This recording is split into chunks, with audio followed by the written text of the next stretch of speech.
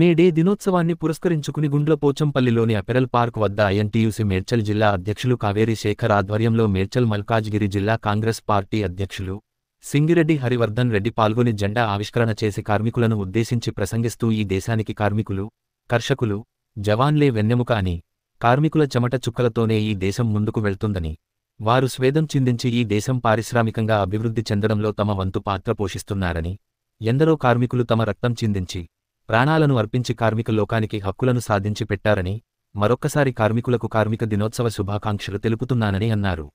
ఈ కార్యక్రమంలో గుండ్లపోచంపల్లి మాజీ సర్పంచ్ బండారి నరేందర్ ముదిరాజ్, ఐఎన్టీయూసీ రాష్ట్ర కార్యదర్శి అమరం సురేష్ రెడ్డి, దొడ్ల మోహన్, మరియమ్మ గార్లు మరియు మున్సిపల్ నాయకులు, కార్మిక సోదరులు పాల్గొన్నారు. ఈరోజు మేడే మరి మన భారతదేశంలో కార్మికులు, కర్షకులు అంటే ఒక వ్యక్తి జీవించాలంటే రెండు అవసరం. ఒకటేమో కార్మికులు, ఒకటి కర్షకులు.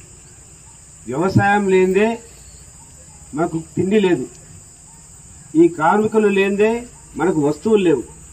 అంటే ప్రపంచం వ్యాప్తంగా ప్రతి జీవి జీవించడానికి కావలసినటువంటి పనిముట్లు కానీ, అదేవిధంగా జీవించడానికి కావలసినటువంటి వస్తువులు తయారు చేసేటువంటి కార్మికులు, మన తిండి కోసం కష్టపడేటువంటి రైతులు.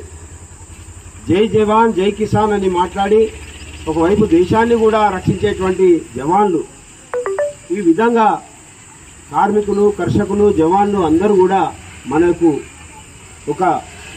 ఒక గుండెకాయగా ఉంటున్నటువంటి కార్మికులకు ఈరోజు దినోత్సవం వాళ్ళది.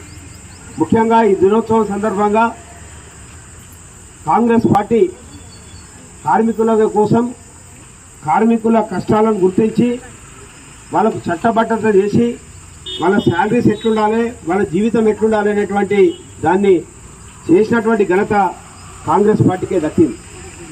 ఆ విధంగా కాంగ్రెస్ పార్టీ ప్రజల కోసం పనిచేస్తుంది, పేద ప్రజల కోసం పనిచేస్తుంది దానికి నిదర్శనం. ఈరోజు కార్మికుల హక్కులు కూడా కార్మికుల హక్కులు కూడా మరి వాళ్ళ హక్కులు ఉండాలనేటువంటి పరిస్థితి తీసుకొచ్చింది కాంగ్రెస్ పార్టీ. తప్పకుండా ఈరోజు రాష్ట్రంలో కాంగ్రెస్ పార్టీ అధికారంలోకి వచ్చింది. రేవంత్ రెడ్డి గారి నాయకత్వంలో మీ సమస్యలు పరిష్కరించడానికి మా ఐఎన్టీయూసీ యూనియన్ కూడా ఉంది. శేఖర్ గారి నాయకత్వంలో ఈ జిల్లాలో మీ యొక్క కష్ట సుఖాలు తెలుసుకొని మీకు పనిచేసే విధంగా ఇక్కడ బలమైనటువంటి కాంగ్రెస్ నాయకత్వం కూడా ఉంది. మీకు అండగా ఉంటారు.